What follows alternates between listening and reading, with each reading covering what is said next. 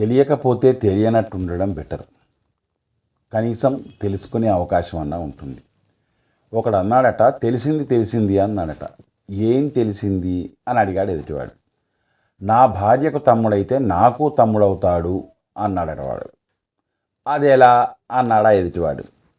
నా భార్యకు కొడుకైనప్పుడు నాకు కొడుకవుతున్నాడు కదా అంటూ ఓ పిచ్చి లాజిక్ చెప్పాడట.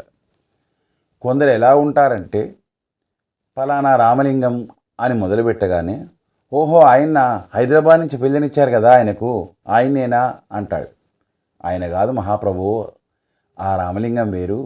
రామలింగం అంటే అనగానే తెలిసింది ఎంఆర్ఓ ఆఫీసులో పనిచేసే కృష్ణమూర్తి తమ్ముడు రామలింగం కదా అంటాడు.